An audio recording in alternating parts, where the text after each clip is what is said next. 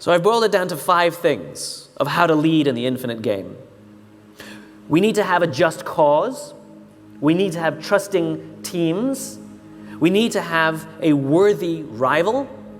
We need to have a capacity for existential flexibility.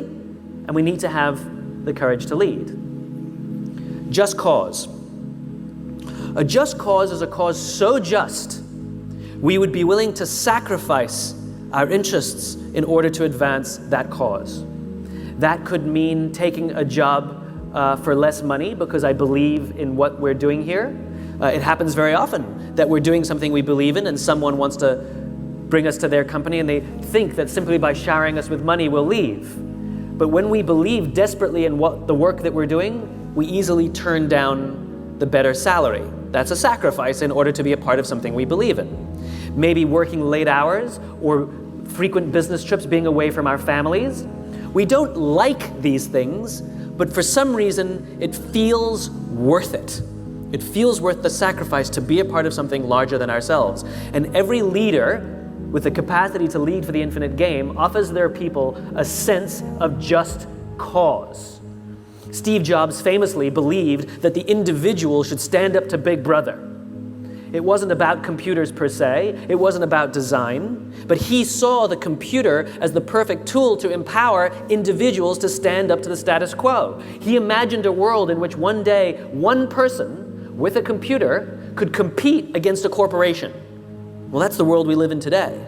This is what his just cause was, and all the people who believed in that kind of individual power were drawn to Apple. They wanted to work there and they wanted to buy from Apple.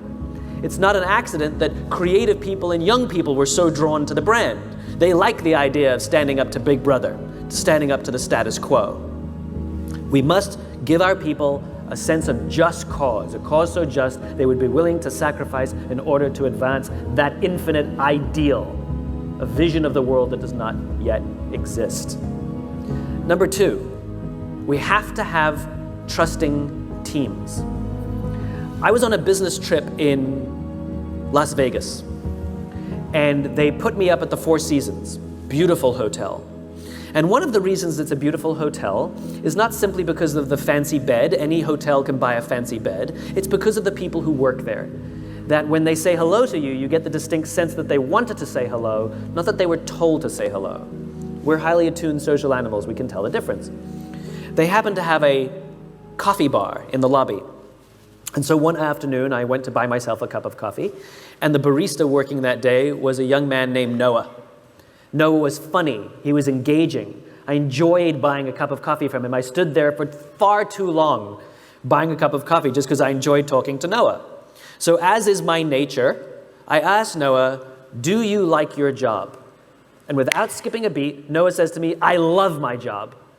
Now, in my line of business, that's significant. Like is rational. I like the people, I like the challenge, I get paid well, I like my job. Love is emotional.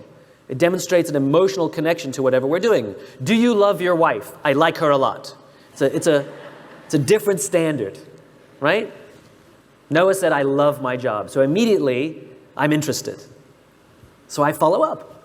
I said to Noah, "Tell me specifically what the Four Seasons is doing that you would say to me, you love your job." And again, without skipping a beat, Noah said that throughout the day, managers will walk past him and ask him how he's doing, ask him if there's anything that he needs to do his job better. Not just his manager, any manager. And then he said, "I also work for a different hotel. And there, the managers walk past me and catch me if I'm doing something wrong. There, they're always overbearing and trying to make sure that I make my numbers." He says, "There, I just like to get through the day, keep my head below the radar, and just collect my paycheck." He said, "Only at the Four Seasons do I feel I can be myself." This is the exact same human being, and yet the level of performance will be completely different, not because of him, but because of the leadership environment in which he's working. I get this question all the time. "Simon, how do we get the most out of our people?" They're not a towel that we wring them to see how much we can get out of them. The question is flawed. The correct question is, what environment do I have to create? What do I have to do to help my people work at their natural best? That's called leadership. And when we can create a trusting team, teams in which people feel trusted and trusting, what will happen is it makes them feel safe enough to raise their hand and say, I made a mistake. Or I'm having trouble at home and it's affecting my work. Or you promoted me to a position that I don't know what I'm doing and I need more training. Or I need help, or I'm scared. If we do not have trusting teams, what we have is a group of people who show up to work every single day, lying, hiding, and faking. They hide all of the mistakes for fear of getting in trouble. They won't admit that they don't know what they're doing for fear that they'll be humiliated. They're certainly not going to say that they're scared or that they need help for fear that it will somehow reduce their value inside the organization. And eventually, things will compound and break. We've seen what happens. I know you've seen the news a few years ago when United Airlines dragged one of their customers off the plane with a broken nose, broken teeth, and a concussion. I feel sorry for every person who works on that plane. I feel sorry for the crew because every single one of them knew that that was the wrong thing to do, and yet none of them intervened because they feared getting in trouble or breaking the rules more than doing the right thing. This was not an anomaly. This did not happen overnight. It was not that crew. It was the culture in which that crew works. I had an experience many years before that started to show the evidence. I was waiting to board a United Airlines plane on a business trip, and I witnessed a scene play out in front of me where one of the passengers attempted to board the plane before their group number was called, which, as we all know, is a serious crime. And that's exactly how the gate agent treated him. Step aside, sir. I haven't called your group yet. Please step aside and wait till I call your group, is how she talked to a paying customer. So I spoke up. I said, why do you have to talk to us that way? Why can't you talk to us like we're human beings? And she looked me in the eye and said, sir, if I don't follow the rules, I could get in trouble or lose my job. All she revealed to me is that she was more concerned about herself than she was about her customer, is that her leaders don't trust her to do the job for which she's been trained to do. She has no agency or control over the job that she does. And guess who suffers? Customer and company. The reason we like flying Virgin Atlantic or Southwest Airlines or Emirates or any of these other airlines is not because they have some magical formula to hire the best people. It's but the people who work there feel like they have agency, that they have the power to do their job the way they've been trained to do it and make the right decisions. And guess who benefits? Customer and company. To keep playing in the infinite game, we have to have an environment in which people feel trusted and trusting. They feel that we trust them and they trust us back. That is the responsibility of leaders. Leadership is not about being in charge. It's about taking care of those in our charge and creating a place in which they can work at their natural best, and they will offer us their best ideas. They will take risks. They will solve problems. They will work together. It's a magical thing. Number 3, you have to have a worthy rival. There's somebody else who does what I do. He writes books, he gives talks. His work is extremely well respected. I'm a big fan of his work. I also happen to hate him. It's nothing personal. He never did anything bad to me. It's just how I feel. I hate him. And I will check my book rankings on the internet, and then I'll immediately check his book sales. And if mine are ahead, I feel smug. And if his are ahead, I feel angry.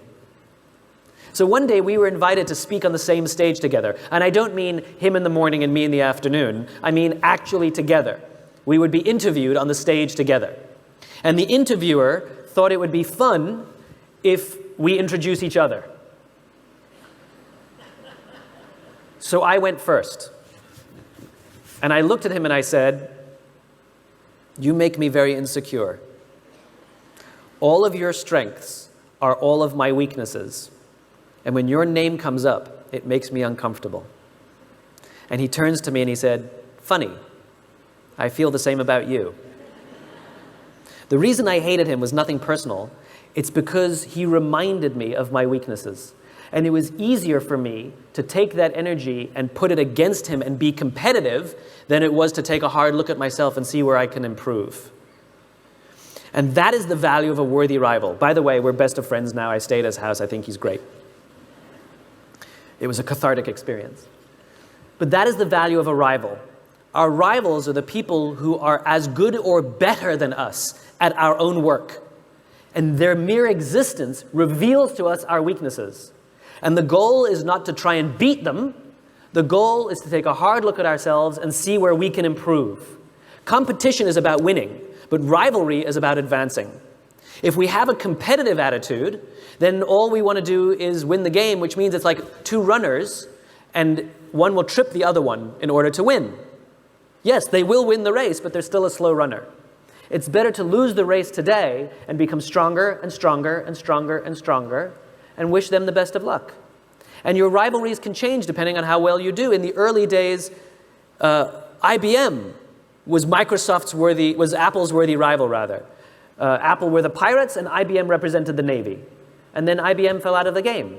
And then it was Microsoft that represented the Navy. I'm a Mac, I'm a PC.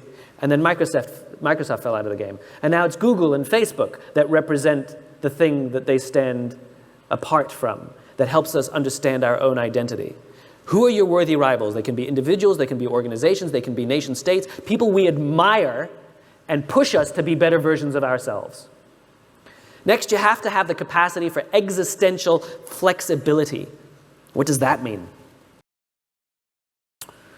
So, Apple had already come off the success of the Apple I and the Apple II. It's already a huge company, it's already very famous and successful, and they're working on their next big project. And then, coincidentally, at that time, around 1981, Steve Jobs and some of his senior executives went on a tour of Xerox PARC. And there, Xerox showed them an innovation that they had come up with called the graphic user interface. And it would allow us to use a mouse to control the cursor on the screen to click on folders and move them around to use the computer. Prior to that, you had to know a computer language, like DOS. And remember Steve Jobs' vision. Remember his just cause, which is to empower the individual to stand up to the status quo. And when he saw this amazing innovation called the graphic user interface, he immediately saw that this was a way more powerful way to get more people to use a computer, because it was so much simpler and easier to use. So as they're leaving Xerox, he says to his people, we have to invest in this. And his people say, we can't. One of the voices of reason said, Steve, we can't. We've already invested countless man hours and millions of dollars in an entirely different strategic direction. If we reinvest in the graphic user interface, we will blow up our own company. To which Jobs actually said, better we should blow it up than someone else. That decision was the Macintosh. A computer platform so profound that the entire software of Windows is designed to work like a Macintosh. It literally changed the world, and the reason we all have a computer at home and at work is because they're so easy to use. That's existential flexibility. It's the ability to make a profoundly different strategic shift because we find a better way to advance our cause. And even if we have invested in one direction, this is better. And for the person who makes the existential flex, to the outside world, it'll look like you're crazy. Why would you abandon something that's working? But to the person who makes the existential flex, because they're so driven by cause, they perceive the risk as staying in the path that they're on. That it is a much smaller risk. It's the obvious thing that they have to do to adjust. Kodak did the opposite. George Eastman, the founder of Kodak, had a just cause about democratizing photography, and everything the company did was about making photography simpler and simpler and simpler. And in 1975, the company invented the digital camera, and they suppressed the technology for fear that it would cannibalize film sales. They knew that they had about 10 years before someone else would figure it out, and over the course of those 10 years, they did nothing. And sure enough, more companies started to introduce digital technology. In fact, Kodak made billions of dollars from the royalties they got from their patents for the digital technology. And when those patents ran out, they went bankrupt. Because if you're not willing to blow up your own company, the market will blow it up for you.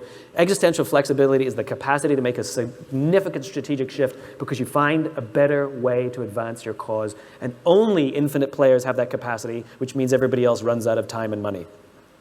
Finally, you have to have the courage to lead. Everything that I've told you today is unbelievably difficult. To be cause-driven in a world where all of the pressures on us are short-term is incredibly difficult. For those of you who work in government, you're not as used to being short-term oriented. It's more long-term oriented, and it is about serving the greater good. But for business, all the pressures from Wall Street, all the incentive structures are all about near-term, near-term, near-term. And I would contend that one of the reasons government and business sometimes struggle to actually work well together is because one is thinking extremely long-term and thinking about the greater good, and the other is thinking extremely short-term and thinking what's good for me. And the problem is those are different attitudes of working together. And in my experience, government keeps looking to business to learn how to do things, and I would challenge businesses to start looking at government to learn how to do things. That maybe a long-term mindset and thinking about how we devote our lives to a life of service, which can still be extremely profitable. The most infinite organizations are some of the most profitable. Apple, Southwest Airlines, Patagonia, Virgin. These are incredibly infinite thinkers, and they're some of the most profitable companies in their industries because of their cause, because of their teams, because of their ability to innovate. This takes tremendous courage to lead in a way in which the vast majority of people are leading in a different way. It's about challenging conventional mindsets about leadership, which all raises the final question. What does it mean to live an infinite life? Clearly, our lives are finite. We're born, we die. But life is infinite. We come, we go, and the game continues with us or without us. Which means every single one of us has the choice of how we choose to live our lives, how we choose to lead our organizations. We can lead with a finite mindset, try and make more money than our friends, try and get ahead faster than everybody else, try and achieve more power than anybody else, and when we die, we take none of it with us. But the choice to live an infinite life means we choose to build an organization that will be better off because we work there. We will leave it in better shape than we found it. It means to be the kind of friend and leader to others that they will be better because we were in their lives. It means we will literally live on beyond ourselves. It's just a choice, whether we choose to live with an infinite mindset or a finite mindset. Thank you very much.